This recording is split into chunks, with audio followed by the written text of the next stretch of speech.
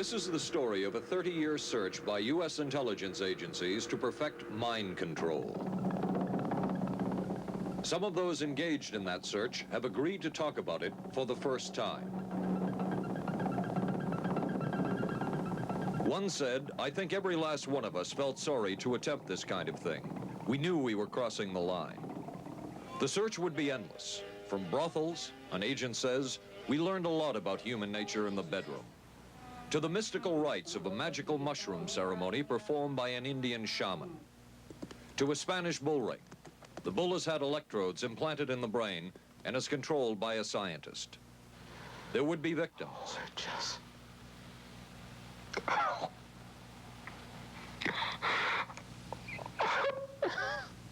One intelligence agency tried to peel this man's mind back to reveal its deepest secrets. I'll live through it. I'll live through it. This man worked on some of these programs. He would write of his work, "It was fun, fun, fun." This is the story of the search for mind control. ABC News Close-Up, Mission Mind Control. With ABC News correspondent Paul Altmaier. 1017, now boarding at 8. Mark? Anne. It's been ages. Can I buy you? Allow me. 2 Michelob Lights. Michelob makes a light beer? Perfect. The good taste of Michelob Light. Don't just compare it to other light beers. Compare it to your regular beer. It's that good. You always did go first class. Your ticket to San Francisco. Thank you. San Francisco? You too? Good taste runs in the family. Mrs. Cooper, I need help. With all these different dog foods, I don't know what kind to feed him. Dry, soft. Honey, it's not the form, it's the formula. Those are for any dog, young, old, whatever. But Cycle 2 dog food is especially for dogs ages 1 to 7, like mine. The Cycle 2 formula has just what dogs in their active years need to help stay healthy. And happy. With Cycle, I know what to feed him. Now get Cycle 2 in 25-pound bags. We are not professing to tell you the complete story of these activities. We are professing to tell you the complete story that we know. Right. But these records that we've uncovered don't tell the story. They tell pieces of it. This is a story that has been told in bits and pieces. This is an attempt to pull most of it together. We know we don't have the full story. We do, however, have some striking new revelations and insights. The story begins here, just off the nation's front yard, the Mall. The buildings behind me were the headquarters for the World War II Office of Strategic Services. It was here that the first halting steps toward mind control began. The shaper and molder of OSS was General Wild Bill Donovan. He said of his group's work, "We may have made mistakes, but we were not afraid to try things that were never done before." In this anything-goes atmosphere, Donovan appointed this man, Stanley Lovell, a Boston industrialist, to break new ground in many scientific and technical fields. Donovan called Lovell his Dr. Moriarty, after the fiendish professor in Sherlock Holmes. Lovell liked the name and posed for this Saturday Evening Post photo. He later wrote of his OSS job that it was, quote, to stimulate the Peck's bad boy beneath the surface of every American scientist and to say to him, throw all of your normal law-abiding concepts out of the window. Here's a chance to raise merry hell. It was in this atmosphere that the search for mind control began. This bizarre man would be an active participant in that search over the next 2 decades. His name is George White, an OSS captain who had formerly been with the Bureau of Narcotics. In his diary, seen here publicly for the first time, White left a legacy of the darker side of American intelligence work. He received his early OSS training at the British-run school at Oshawa, Canada, the same school where Ian Fleming, the creator of James Bond, was trained. White referred to the school in his diaries as the Oshawa School of Mayhem and Murder. Mike Burke, former OSS colleague of White's and now president of Madison Square Garden Center. Very compelling fellow, mysterious fellow, almost mystical fellow. He was fascinating because you knew something about him, but not enough about him to really get a fix on him. He also knew a great deal about the swifter elements of society, the gamier side of life, and he was very impressive in his technical knowledge of the underworld, so to speak. He said, one of our men gets beat up. He says, you have to act real fast and teach these guys a lesson. Charles Siragusa, a former narcotics officer and friend of White's. He'll come around, he says, and break your kneecaps. And with that, one guy laughed, and George would always have a little Billy with him. And this one guy sort of naked. George White turned around and whapped him across the neck with it. Then he picked up a pool stick and started beating everybody up. He made his point. And he made his point.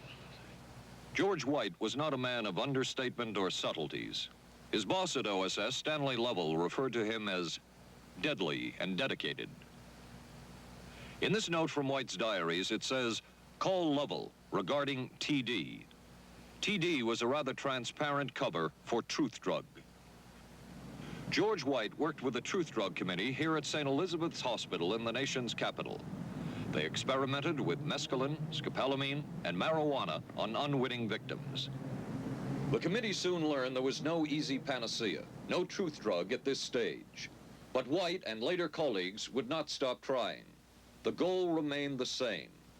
As this 1952 CIA memo says, the aim is controlling an individual to the point where he will do our bidding against his will, and even against such fundamental laws of nature as self-preservation. But it was a discovery here in Basel, Switzerland, at Sandoz Laboratories by Dr. Albert Hoffman that led the intelligence agencies of America to believe that they had found the panacea.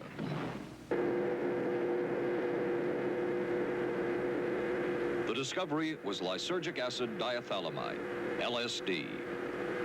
The film that you see is considered by many experts to be the closest illustration of the effects of a hallucinogenic. It was one of the first times that anybody had run into a powerful drug that was different than anything else that they knew anything about. John Gittinger, recently retired chief psychologist for the CIA. This is the first time Gittinger has been interviewed publicly. We could disable a whole city by putting a very small amount on a water supply. After all of these years of us, those of us who were involved in looking for this secret drug, this was the only thing that began to look for the first time like it might be something like that. The CIA's interest in LSD was intense. The worry was that the Russians would get hold of it. Were the Soviets into LSD? I'm going to have to say I'm sure they were, but if you ask me to prove it, I've never seen any direct proof of it. But at one point, intelligence information received from Switzerland said that Sandoz Laboratories was about to put 100 million doses of LSD on the open market. And it caused enough concern within the agency that the United States was prepared to buy the entire supply. However, a slight mistake had been made. The mistake is made public for the first time. I just found out on a new CIA document that there were no such large quantities of LSD on the market.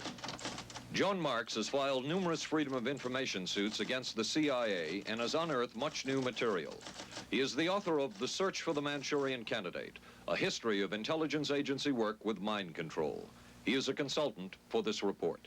What happened is that there was a military attaché in Switzerland, an American officer, who got milligrams and kilograms mixed up. In other words, he made a mistake of thinking 1/1000th of a gram was the same as 1,000 grams, which is a mistake of 1,000,000 times. So when the CIA got the intelligence that there were 100 million doses on the market, in fact, there were 100 doses. The man who would oversee the CIA's research into drugs and most of the agency's behavior programs is this man, Dr. Sidney Gottlieb, a chemist.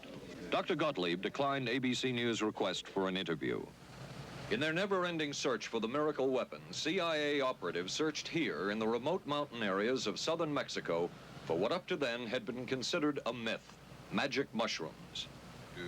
They used this man, a part-time chemist with the CIA, to dupe this man, a vice president of a bank, and an amateur mycologist or mushroom expert to try to get to the magic mushrooms and turn them into a drug. But it would be the amateur, R. Gordon Wasson and his colleagues, who would win the race and develop the drug psilocybin from the magic mushrooms. We went into the Mazatec area, far from the highways, remote from Mexico City. There we found that rotten bagasse, as it's called, bagasso, covered with mushrooms. These mushrooms I didn't know, had never seen. They were the sacred mushrooms. Wasson would also discover and record the ancient mystical rites of the mushrooms from a local shaman or magical priestess, Maria Sabina. And we were seeing incredible sights. They would go slowly or they would go fast as I ordained. All your senses are rendered acute. We say that you see visions, you see hallucinations, but that doesn't begin to tell the story. The hallucinations are only part of it. You hear sounds, you smell things. The night was thrilling. Word of Wasson's discovery reached the CIA quickly. Dr. James Moore, a University of Delaware chemist, secretly served the CIA preparing deadly chemicals on short notice. Moore was instructed to get close to Wasson and accompany him on another trip to Mexico to get the magic mushrooms. Internal documents show the CIA felt a drug derived from the mushrooms could remain an agency secret. What in the world were they looking for with the magic mushrooms? I think the best answer to that is that they were looking for fundamental information on compounds that would be capable of causing changes in behavior, changes in mental attitude. Did you ever consider what would have happened if any of these substances were given to, say, unwitting people? Oh, I don't remember having considered that specifically. What if you, I trust perhaps you've thought about it. Well, I haven't worried about it. Your question again, what would I have thought had I known that any of these substances would have been given to unwitting persons? You mean a hostile agent of another government? No, I mean that was probably one of the things I had in mind. I mean testing it out on an American citizen. I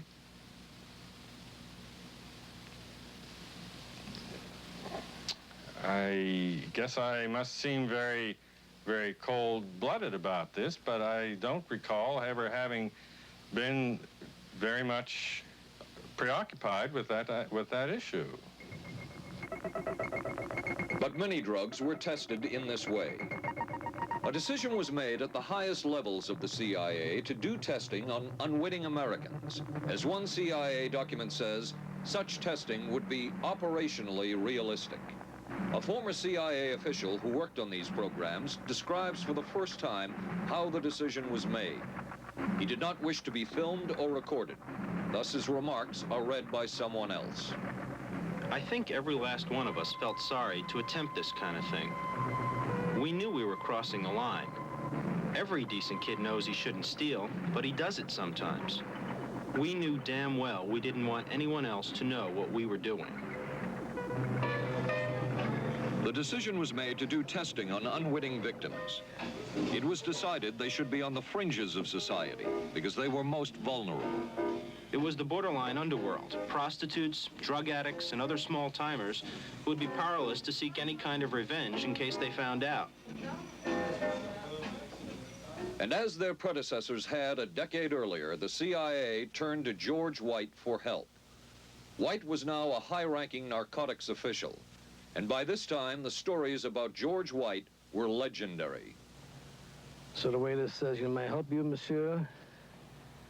And George White was busy talking with me. I paid no attention to the waiter, so the waiter tapped him on the shoulder, says, "May I help you, monsieur?" George White turned around, whipped his gun out, and stuck it in the guy's face like this in this crowded restaurant.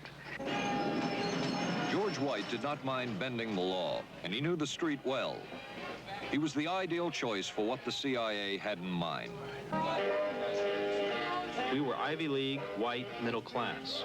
We were naive, totally naive about this, and he felt pretty expert. He knew the whores, the pimps, the people who brought in the drugs.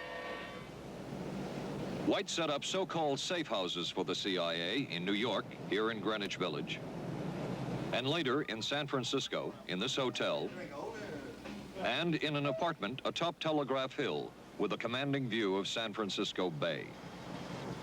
While the existence of these safe houses was disclosed last year, details of what took place within them has not been told. A former CIA official who worked in the safe houses reveals that they were used not only for drug testing, but to study sexual behavior and how it could be used to manipulate people. We did quite a study of prostitutes and their behavior. How do you take a woman who is willing to use her body to get money out of a guy to get him to talk about things which are much more important, like state secrets? We learned a lot about human nature in the bedroom. We started to pick up knowledge that could be used in operations. There would be victims in all of this, but as the agency knew, they couldn't fight back. Some entries from George White's diaries. Clarice gets horrors. Janet, sky high. As one agency memo says, we have no answer to the moral question. The safe houses were not the only testing grounds. Millions of dollars would be spent on LSD research at universities throughout the country. And word would begin to spread on campus about this so-called mind-blowing drug. And suddenly, there was the counterculture of the 60s. I give the CIA a total credit for sponsoring and initiating the entire consciousness movement, counterculture events of the 1960s. Dr. Timothy Leary, the 1960s Johnny Appleseed of LSD. The CIA funded and supported and encouraged hundreds of young psychiatrists to experiment with this drug. The fallout from that was that the young psychologists began taking it themselves, discovering that it was an intelligence-enhancing, consciousness-raising experience. I know that some of the studies in which the CIA had supported used as subjects people who later became strong proselytizers of LSD. So, you know, in that sense, yes, I think it did sustain the perpetuation of the use of the drug. And it's rather ironic, isn't it? The counter case that I would make in relationship to that is to remember that the people who were doing the research were people who would be doing the research regardless of who was the sponsor. I don't think anybody working in that time in the remotest ever thought that it would blow up into the kind of thing that it did.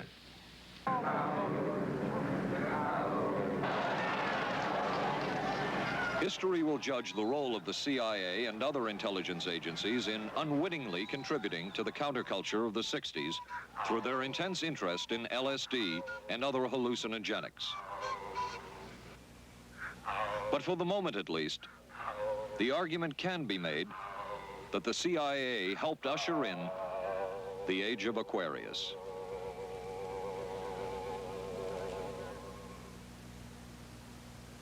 ABC News Close-Up will continue in a moment. Being careful about my body doesn't just mean major things like regular breast exams. I'm even careful about pain relievers. Plain aspirin sometimes upset my stomach, so I use Bufferin. It adds protection. I'm careful about what goes into my body. Bufferin gives me an added relief action I want. Tylenol doesn't. Only one leading tablet has both, an added relief action in many cases that Tylenol never provides, and protection ingredients, Bufferin. Now I'm careful to get both with Bufferin. Your sink trap's clogged with grease. Use Crystal Drano. I'll pour in liquid plumber. Don't. It may not work on that grease clog. No? Crystal Drano will. Look, liquid plumber's quiet. It's not melting that grease. But Drano is. It broke through. Will Drano hurt metal pipes? No. So liquid plumber didn't break that grease clog. I'm switching to Drano. To make clogs go, better use Drano. Saturday, live on ABC. the Forest Hills Men's Invitational from the legendary West Side Tennis Club. Then live, third round coverage of the most prestigious ladies golf event. Hollis Stacey goes for her third straight U.S. Women's Open title. And red-hot Nancy Lopez shoots for her elusive first Open victory. And on ABC's Wide World of Sports, rodeo excitement from the Wild West, plus high speeds, high thrills, hydroplane action, championship tennis, golf, and ABC's Wide World of Sports, Saturday.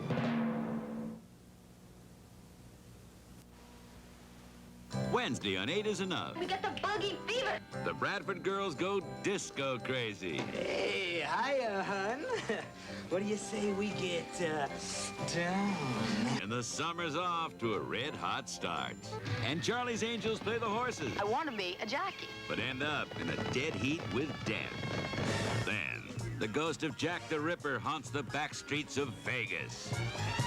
Tomorrow, starting at 8, 7 Central and Mountain on ABC.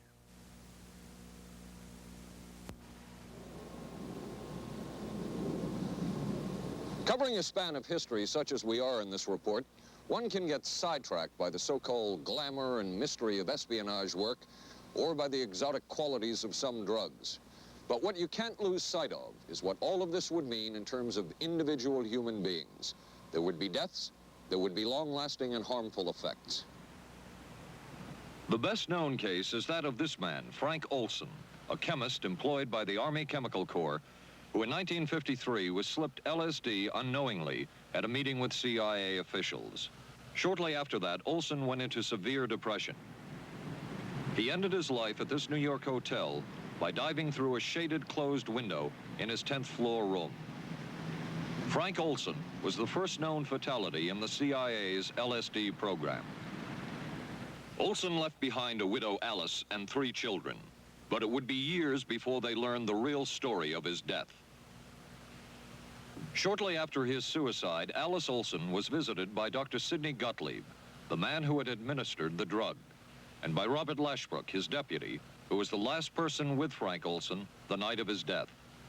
It was probably to check me out and see whether I was handling myself and handling the situation, whether I was hysterical.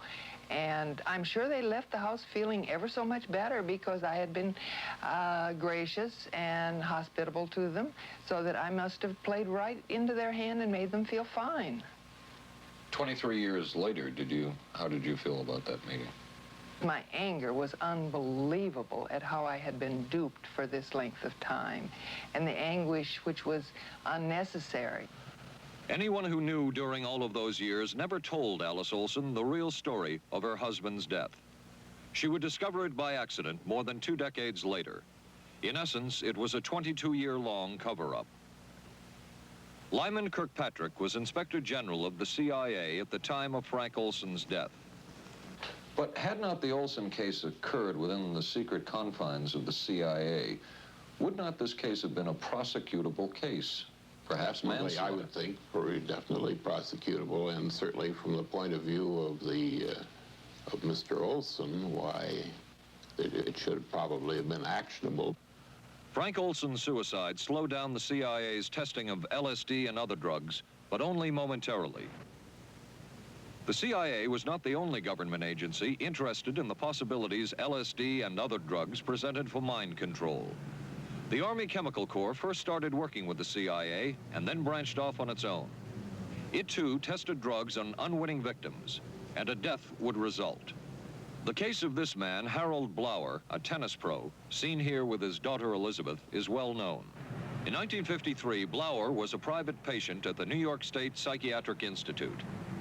He was given 5 injections of a mescaline derivative that was being tested secretly for the Army Chemical Corps. With the 5th injection, Harold Blower died. As with the Olson case, a 22-year cover-up followed, until finally the Army admitted the real details of Blower's death. Since the initial news stories of Harold Blower's death, close to 5,000 documents, previously classified, have been released by the Army and obtained by ABC News. They provide valuable insight into Army activities at the time of Blower's death and where the Army went from there with their own drug testing program. From a previously classified deposition of Dr. James Cattell, who administered the mescaline derivative. On the purpose of the drug testing, to produce symptoms similar to those that you see in schizophrenia. On how much the patient knew about all this. We didn't delineate all the possibilities of what might happen because then you contaminate your experiment. Cattell then relates that he never even knew what drug he had given Harold Blauer because of the secrecy of the Army experiments. We didn't know whether it was dog piss. This was secret. This was a secret. We weren't in on it. We asked Blauer's daughter Elizabeth for her reaction. What? How can anybody react to that? I mean, that is so far from what you'd expect from a human being, never mind a doctor, never mind a professional specialist who's supposed to care about people's minds. It's unbelievable. A suit filed by Elizabeth Barrett against the Army Chemical Corps is now pending in federal court. Other Army experiments continued on mental patients around the country.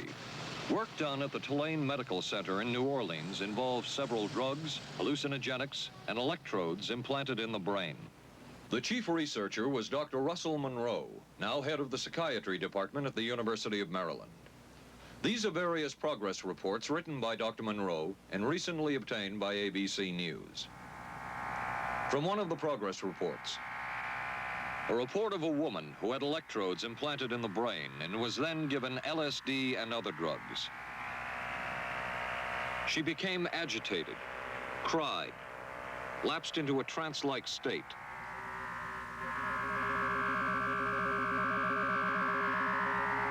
Felt as if she were about to have a convulsion, experienced waves of darkness and light, had bizarre sensations in her neck and legs, said somebody was trying to manipulate her body.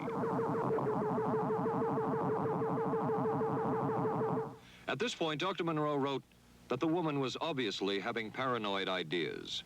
As a layperson, perhaps you can enlighten me. What therapeutic effect would the type of experiment that I just described have on a patient?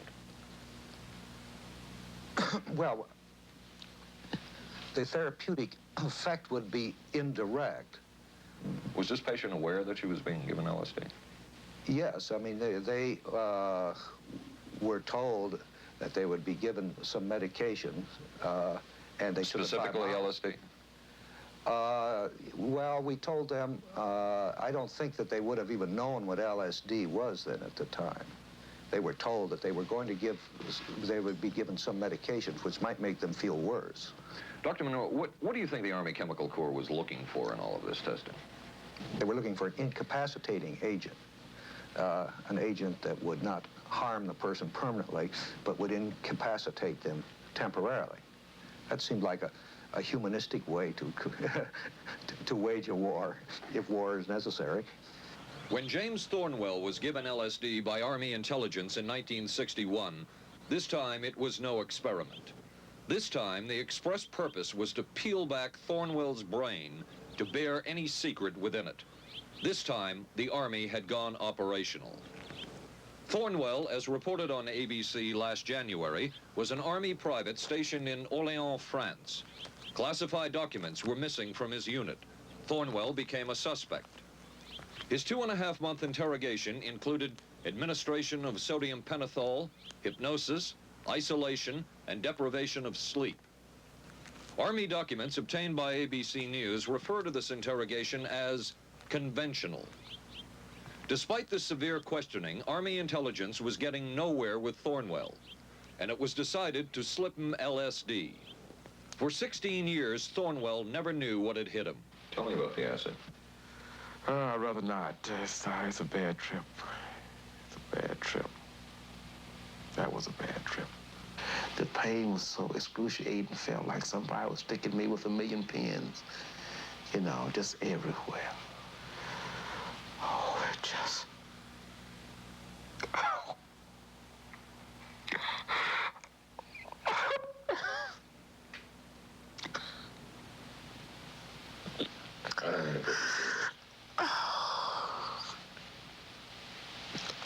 You want to stop for me?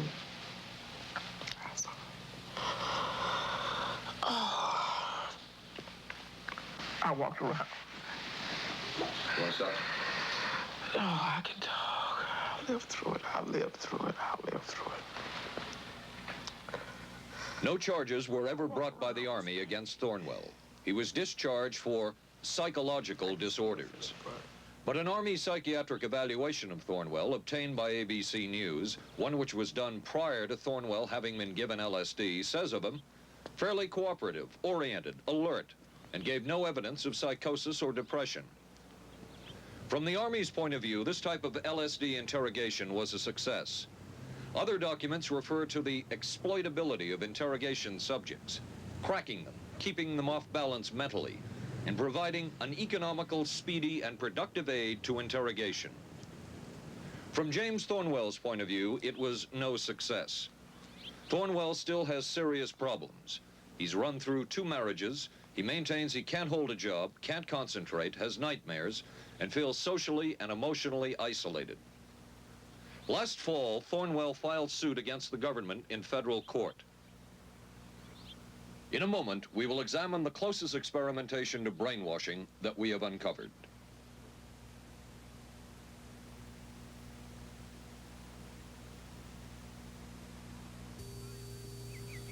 Oh, for crying out loud.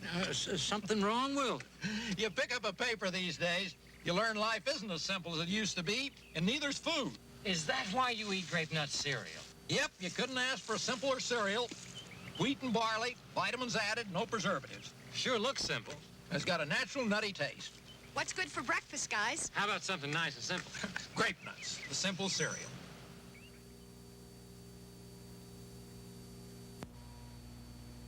Maxwell House's coffee you can count on. Maxwell House. Good to the last drop. Maxwell House is good every time. Maxwell House is good coffee. Good to the last drop. Maxwell House. Maxwell House, coffee you can count on. Always smells good, always tastes good, always good to the last drop. Maxwell House is good news. Good to the last drop. Maxwell House. ABC News Close-Up will continue in a moment. Special baseball. The Yankees take on the Angels Friday night on ABC. This is a heavy-duty stick-up, and this is a good place for it. New heavy-duty stick-ups from Airwick for small places with big odors. This is David Shoemaker in the news at this hour. District police have charged a young Northeast woman with the weekend kidnapping of that day-old baby. Sources say the woman was pregnant and afraid she'd lost her own child in the accident, and that's what motivated the kidnapping.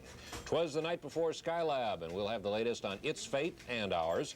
Testimony before Congress today on battered wives. Some of the victims are battered wives. A rock and roll star put on probation for income tax evasion. The condition is he must put on 1,000 hours of concerts for charities. And we'll be talking with a local teenager who won a gold medal at the Pan Am Games. Join us at 11. Reach for the sun. Hello, sunshine. Reach for the sun. Hello, sunshine. Hello, Mountain Dew. Nothing else tastes or feels quite like Mountain Dew, or goes down as smooth like a soft breeze on a lazy afternoon. Reach for the sun. Reach for Mountain Dew.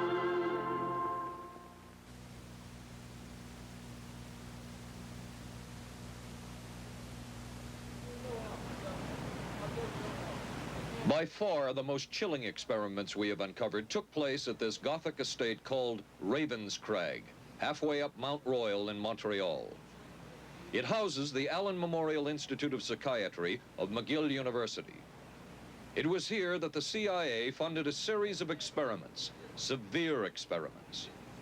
The work was done by the Institute's then director, Dr. Ewan Cameron. It is the closest experimentation to brainwashing yet disclosed. His work, unprecedented in psychiatry, consisted of 3 areas which he called sleep therapy, psychic driving, and the ultimate depatterning. Dr. Maurice Dongier, current head of the Allen Memorial Institute. In his psychic driving, so-called type of therapy, he would give the patient intensive electric treatment in order to make the patient regress deeply, become forgetful.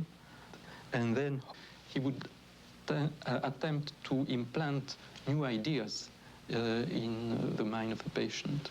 Now, to a layman, it would appear that Dr. Cameron was trying to take the slate and wipe it clean, the slate being the mind. In other words, brainwashing. Exactly, that's a very good comparison. Brainwashing. Yes, to that.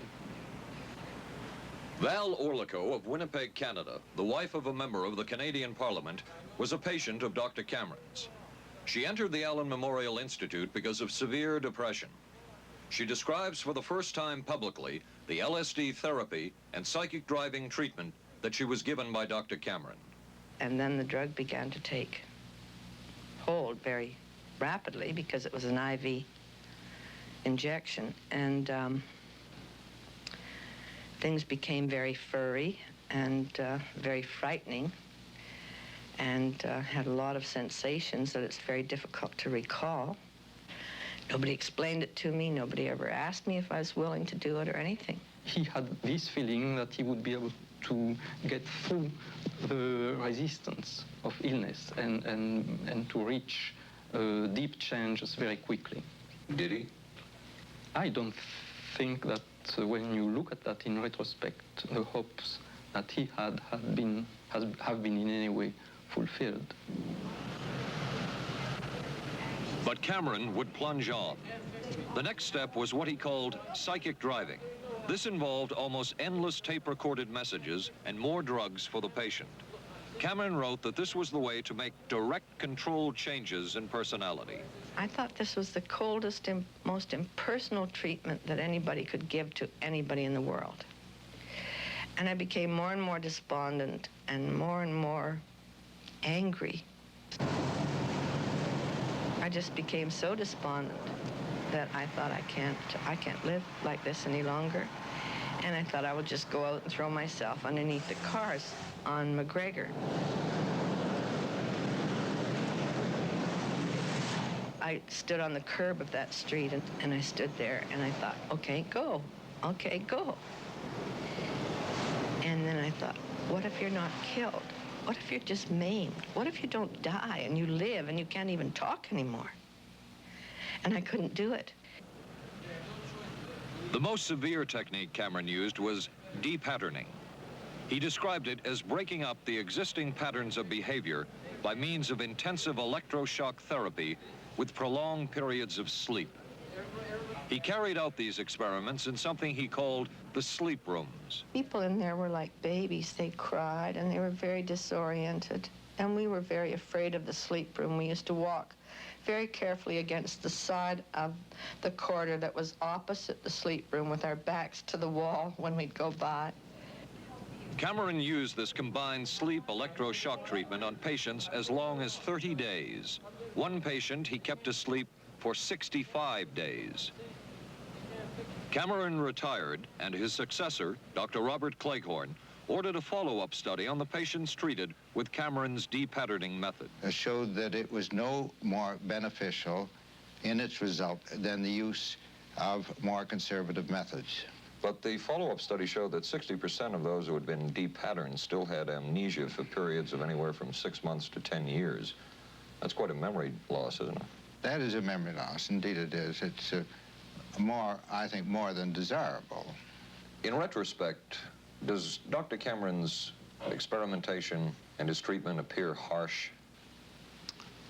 I would say yes. I mean, this forceful type of approach that I was describing to you is definitely, it can be said that it's harsh. I wouldn't call it harsh. I would say it was harder on the staff than it was on the patients, because these people had to be fed and they had to be cared for and they had to be given sufficient fluid and food and toileted and so on and so forth. It was a very difficult thing for the staff to follow these patients properly and see that they did well. Well, I'm glad he was concerned for the staff. But damn it all, I wouldn't. I could have maybe had a different kind of life. And that makes me angry and sad, and I don't know how to explain how I feel, really. I just. How did you feel when you learned that Dr. Cameron's experimentation was financed by the CIA? Well, I thought, oh, I can't even use the word that I thought, because I thought, that bastard. And he was too smart. He knew who he was working for. And, excuse me, but I just, I just can't, sometimes I can't believe it, and yet I know it's true. If you had the opportunity to say something to the people at the Central Intelligence Agency who financed this study, what would you say? I realize the CIA is a very important organization, and they have a very important job to do. But God, it surely doesn't have to be done on people who are totally incapable of knowing what's happening or having any defense against it. And I can't imagine the mentality of people who would do this. I just can't. As for Dr. Cameron, he died in 1966 while mountain climbing. A colleague wrote of Cameron, "For him, the ends justified the means. And when one is dealing with the waste of human potential, it is easy to adopt this stance." Dr. Cameron seemed ideally suited for what the CIA had in mind.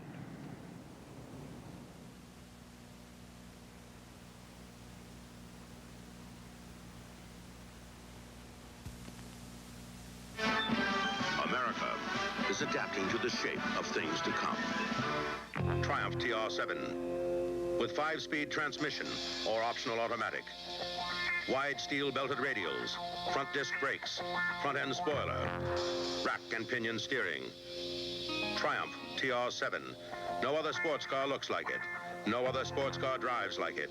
Triumph TR7. The shape.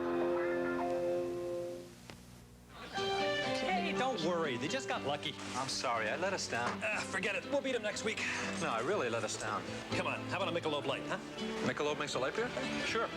The good taste of Michelob Light. Don't just compare it to other light beers. Compare it to your regular beer. It's that good. This Michelob Light is great. Hey, you know what our real problem was today? Yeah, you were terrible. Good taste runs in the family. The many roles I play call for many hairstyles. So I use hot curlers, blow dryers, things that can be brutal to hair. I switched from one conditioner to another looking for help. Then came Alberto VO5 hot oil treatment. It works just like a salon hot oil treatment, but takes less time and money. I just heat a tube, smooth it in, and shampoo. My hair's left silky, shiny, more manageable than I ever dreamed. Alberto VO5 hot oil treatment. I'll never switch again. Thursday. I could move a few of my things over this morning. There's a scandal in the 12th when Wojo gets a roommate. Hi. In a Barney Miller special. I'm a prisoner of my biological urges. Sorry to hear that. Then authorities say this Texas motorcycle gang murdered a federal judge. People are always scared of something they don't understand, and they don't understand us, so they're scared. Geraldo Rivera investigates dope, death, and the banditos on 2020. Thursday, starting at 9, 8 Central and Mountain on ABC. It was the Cold War, and especially the trial of Joseph Cardinal Mindszenty, who was forced to testify in a Hungarian court that he was a spy. And then later, the Korean War, with the coerced and mainly fraudulent confessions of American servicemen. My information took place on the... that would spark intense interest in intelligence circles about brainwashing. The CIA secretly commissioned a study of communist brainwashing methods at the Cornell University Medical Center. A leader of that study was Dr. Lawrence Hinkle. He explains first the Russian method of controlling and breaking a person.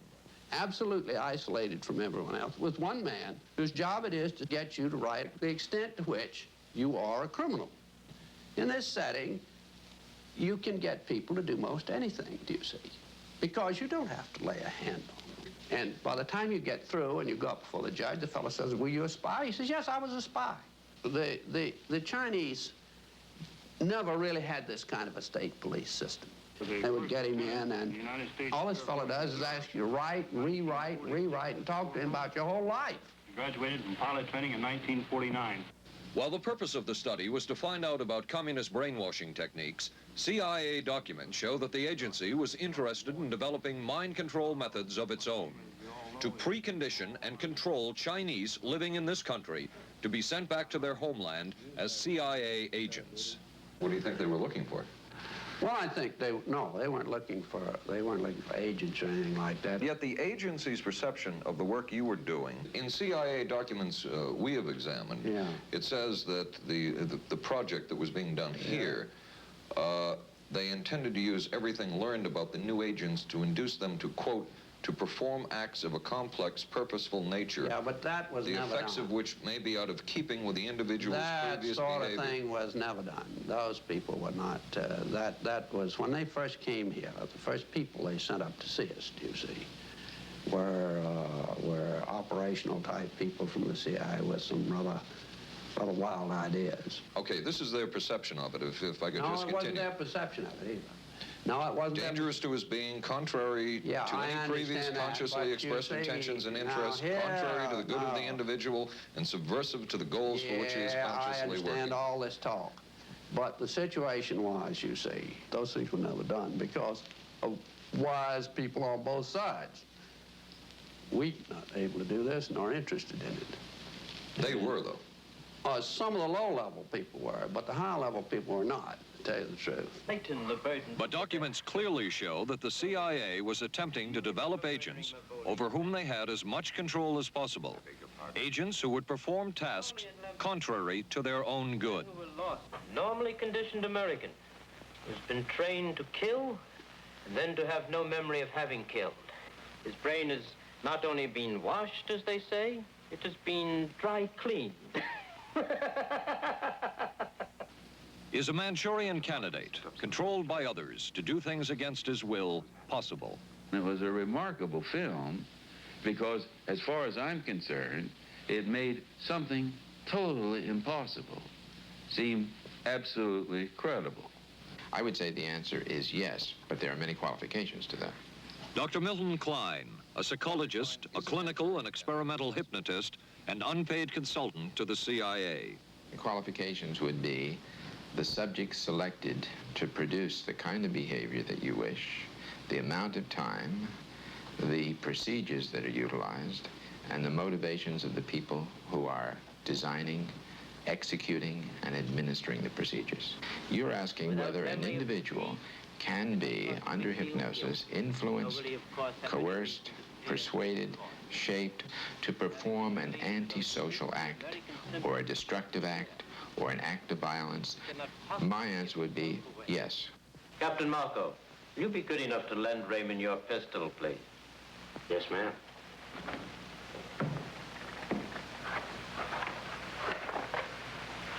Thanks, Ben. Sure, kid. Shoot Bobby, Raymond.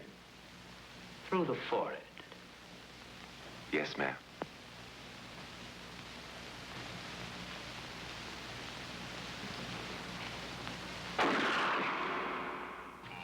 How valuable a tool can hypnosis be in the intelligence field? None whatsoever. It has absolutely no use because nobody's ever been able to do that I know of, do it in an operationally feasible way. I'm not in any way saying that hypnosis doesn't take place. I'm not saying there's nothing to it. I would say that most government agencies concerned with intelligence operations have been looking to hypnosis as a tool for a variety of purposes, one of which is to carry out and to execute certain intelligence operations on a basis where they would not have to rely completely on some of their own emotional reactions. Actually, would that entail murder? It could, if you consider that an act of killing someone under circumstances of war is murder. I think one has to define what that means. Under circumstances of peace? Under circumstances of peace, it would be murder. Another former CIA agent says that Fidel Castro at one time was considered as a possible target for a Manchurian candidate. Castro was naturally our discussion point. Could you get somebody gung-ho enough that they would go in and get him? But if you have 100% control of a guy, you have 100% dependency. If something happens and you haven't programmed it in, you've got a problem. So in the end, it was decided that a Manchurian candidate was not feasible. But the search for mind control continued. But could the mind be controlled? Perhaps not. But is human behavior predictable? In this area, the CIA did make a significant breakthrough. A personality assessment system designed by the agency's chief psychologist, John Gittinger. It comes close to being able to predict how humans will behave. It's really a descriptive system, an attempt to try to describe personality in a relatively systematic way so that hopefully you can get some kind of an idea to predict what the behavior between different kinds of individuals. Gittinger's system had many uses in intelligence work. One was to draw personality portraits of world leaders. Using Gittinger's system, the agency concluded the Shah of Iran is a brilliant but dangerous megalomaniac whose basic problems resulted from an overbearing father. And there were other applications.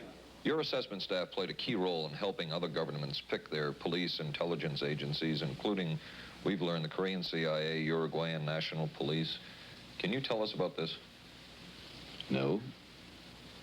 Author John Marks. The former #2 CIA man in Uruguay told me how in 1966, John Gittinger and an assistant traveled down to Uruguay and gave the tests in order to select members of the Uruguayan intelligence service. A psychologist who used to work for the CIA told me in 1961 he personally traveled to South Korea as part of an American CIA effort to set up the Korean CIA and to give the personality tests to candidates for the Korean CIA to choose the best man for their secret police. But one of the basic functions of Gittinger's system was finding the vulnerabilities of an agent, a double agent, or a potential agent. In its applicability to intelligence work, isn't the PAS system looking for a person's soft spot? Well, of course, the answer to that is yes, but I hasten to say soft spot. This is what I consider a negative word. Of the hundreds of behavioral projects undertaken by the CIA, Gittinger's appears to have been one of the more successful and more conventional. Other experiments were not as conventional. Neurophysicist Dr. Jose Delgado was financed by the Office of Naval Research. In this experiment, the bull is sedated. Electrodes are implanted in its brain. Delgado transmits an electronic impulse to the center of the bull's brain. Delgado has remote control of the animal. Recently released CIA documents refer to the feasibility of remote control of animals and that special investigations will be conducted toward the application of selected elements of these techniques to man. Other areas were examined through the 60s and 70s. Brain surgery, psychosurgery, creation of amnesia, parapsychology, manipulation of genes. Even though past and present CIA officials have indicated this kind of work ended in 1963. Whole truth, nothing but... And one of those who took part in these programs. Thank you, sir. In 1977, the Senate subcommittee heard testimony from many of them, but the testimony was not that revealing. According to one of them, they agreed amongst themselves to keep the inquiry within bounds that would satisfy the committee. Former narcotics officer Charles Siragusa says that he was asked to limit his testimony by the man he reported to at the CIA. He wanted me not to say anything. To perjure yourself. That's right. Well, either that, I'd have to perjure myself or take the Fifth Amendment. And I'm not about to take the Fifth Amendment for anybody. Okay. Former CIA chemist Robert Lashbrook testified he had no first-hand knowledge of the agency-run safe houses when, in fact, he supervised one of them. There was very little... And according to George White's diaries, was at a safe house when White conducted what he called an LSD surprise experiment. Dr. Sidney Gottlieb, whom we recently filmed near his California home, oversaw many of the CIA behavioral programs. He retired in 1973 and destroyed the records of this work. In sort of a valedictory letter, Dr. Gottlieb wrote that he and his colleagues had been able to maintain contact with the leading edge of developments in the field of biological and chemical control of human behavior. Dr. Gottlieb also testified before the Senate subcommittee, but from an anteroom where he could not be filmed because of what his lawyer termed health and cardiac problems. Dr. Gottlieb declined ABC News' request for an interview. And what of George White, the man who helped the agency in so many of its programs? He would retire here to Stinson Beach, California. And shortly before his death, he wrote to his boss at the CIA, Dr. Sidney Gottlieb, and summed up his career by saying, "It was fun, fun, fun. Where else could a red-blooded American boy lie, kill, and cheat, steal, deceive, rape, and pillage with the sanction and blessing of the All-Highest?" Has mind control been achieved? From all of the available evidence, it appears doubtful. The human will has prevailed up to this point. But as we have seen, work is continuing in this field, work that we still don't know very much about. How deeply are the Russians and other dictatorships into all of this? We really can't say, and the CIA is reluctant to give out information about it. But the basic question remains, what place does all of this have within a democracy? One final point should be made. As one of the persons who worked on these programs told us, we are very capable, conscientious, and very dedicated scientists working for our country. Their work speaks for itself. This is Paul Altmaier for ABC News. Good night. Here's a great idea. Potato peeler? Nope. Hair curler. It's Vanish Bowl Freshener. Freshness in a snap. Snap it under the rim and it freshens 2 ways. It's always there to freshen. Then when water hits it, extra deodorizer and detergents are released, working best when and where you need it. When the bowl's fresh, the bathroom's fresher. Snappy idea. Vanish Bowl Freshener. Vanish for a cleaner bowl and a fresher bathroom. What do doctors recommend for pain today? This report shows doctors' #1 choice is the pain reliever in Anacin. 5 million recommendations last year for pain of headache, backache, minor arthritis, and muscle ache. The ingredient in Anacin is the doctor's #1 choice. Anacin is strong, a special combination of medical ingredients free of stomach upset for millions everywhere. The ingredient in Anacin, doctor's #1 choice.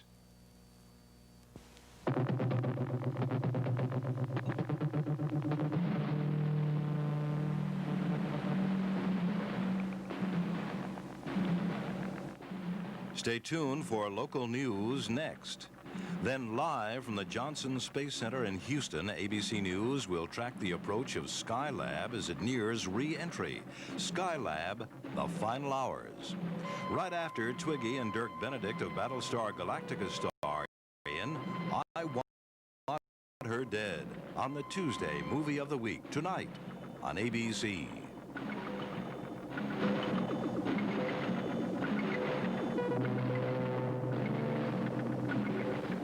This has been a presentation of ABC News.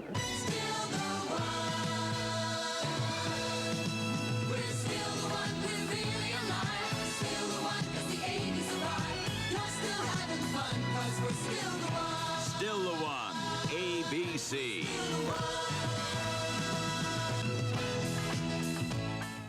Skylab nears its final orbit. An arrest in the kidnapping of that newborn baby. A rock star sentenced for income tax evasion, and a local gymnast talks about her winning performance in San Juan. News 7 is next. We were concerned about our monthly electric bills, so we called Pepco for help.